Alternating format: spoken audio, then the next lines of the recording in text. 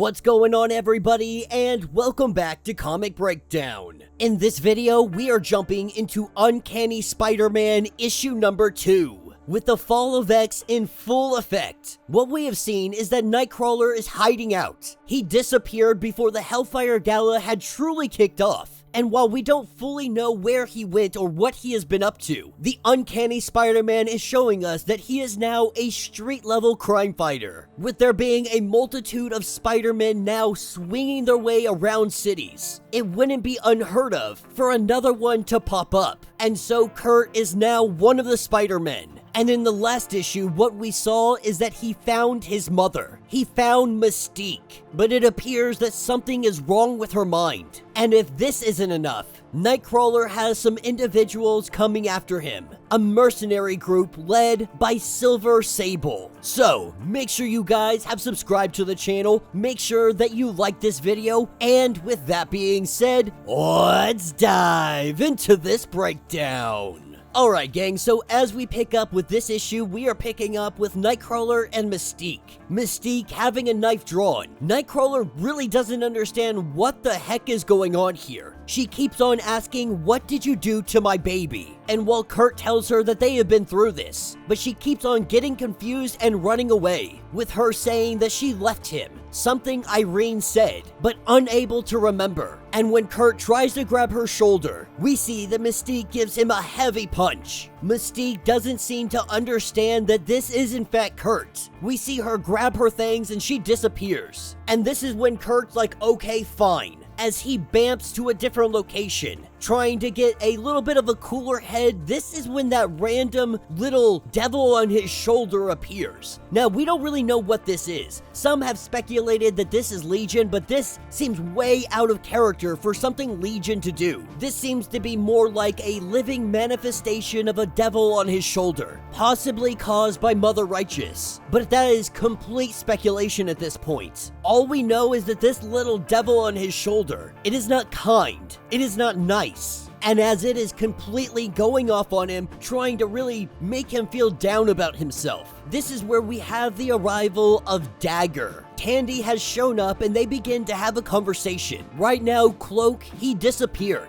Not really sure where he went off to. Tandy hasn't seen him in a couple days. And if she's being honest, she has been stopped multiple occasions because they think that she is a mutant. They keep on getting false readings saying mutant detected. Obviously, she is not a mutant, but they have been X-adjacent their whole lives. And they are definitely not okay with what has been going on. She does worry that if they try to pull this stuff on Cloak on what he might do, if they tried to stop him and frisk him, she worries on what might happen, saying that she spoke to Spider-Man recently talking about the mugger that he has been following around all week. And while Kurt would love to go into detail about this, the devil on his shoulder begins talking nonsense yet again. But what Kurt tells her is that this is no big deal, that he'll keep an eye out for Cloak. But with Tandy taking off almost immediately, we have Kurt being hit by Rhino, a Orcus-empowered Rhino. And as this fight gets underway, we see that Silver Sable, she is in the command center watching all of this transpire, getting authorization to use an Orcus asset. That asset being Rhino. The truth is, Orcus had begged Silver Sable to test out Rhino in the field. The thing on his forehead is some kind of control nod, and it doesn't take long for Nightcrawler to figure this out as well. He begins trying to pull this thing off of Rhino's head.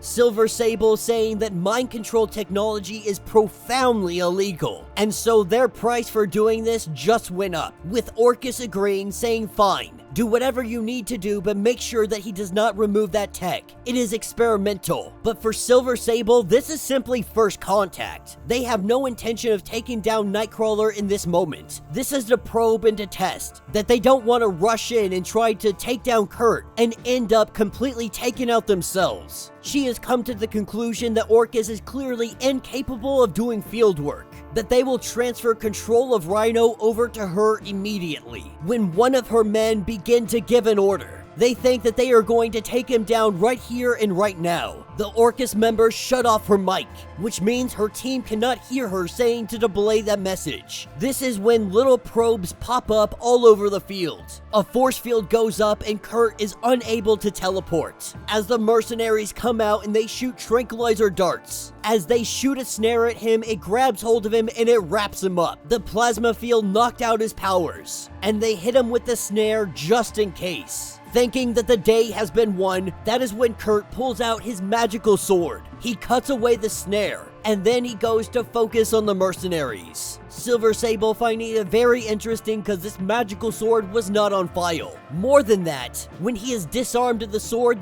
disappears, which means nobody else can grab hold of it. With the Orcus system going offline and Rhino malfunctioning, while Silver Sable has Kurt at gunpoint. He is trying to say that he doesn't know who they are or what they are doing, but they are working for fascists. That he is not their enemy. And her organization, they don't have enemies. They only have profits. She tells him that he has been hit with at least one tranquilizer and he is unable to teleport through this dome to stay down. She also finds it fascinating that the tranquilizer hasn't put him to sleep. This is just a testament to his mutant ability, how fast his metabolism is. But Silver Sable not paying attention, this is where Rhino comes in. He goes to take her down and Kurt grabs her and he bamps her out of here. They find themselves in complete darkness. They find themselves in the subway system 30 feet below where they just were. And as things begin to shake and rattle, Silver Sable still having a gun to his head,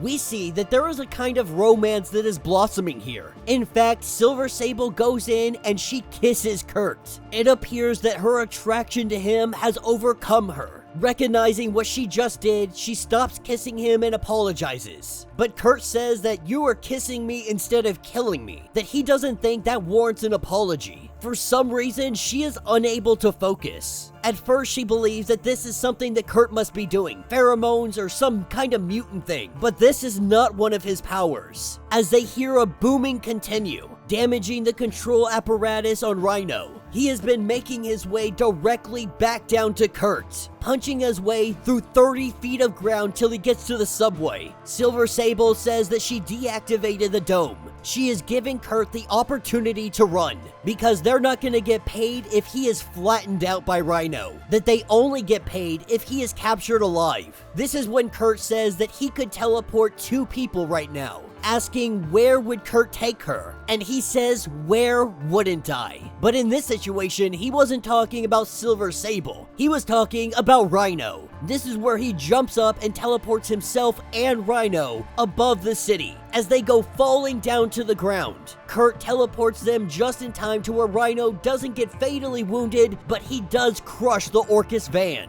And so round 1 goes to Kurt, and Silver Sable is left wondering what the heck is going on, and this has become much more complicated than she had anticipated. And that will be the end of this issue. So let me know what you guys think down in the comments. Alright, so not a bad issue, still wondering what the heck this little devil on his shoulder is. It has gave us no inclination, no sign whatsoever of who or what this is doing this to him. Now this could be completely internal. This could literally be a manifestation of the devil on his shoulder in his own mind. Now we all have that little voice in us that may tell us what is right and wrong. But I think more than anything, this has something to do with Mother Righteous. It would seem like the only plausible explanation. And to further, we have Silver Sable. Her and her mercenary group have been hired to take down Kurt. But somehow, some way, she is completely infatuated with Kurt. To the point where she doesn't even arrest him, she lets him go. And when given the opportunity to run away with Kurt, she would take it in a heartbeat. And even she recognizes how irrational she is acting, how she is not being professional, how she is letting her emotions and feelings for Kurt really cloud her judgment. And I don't think that we can just simply assume that she's so infatuated with Kurt that she can't help herself. It's an absolute ludicrous idea to begin with. I think the only logical answer is that she's been being manipulated, that someone is doing this to her.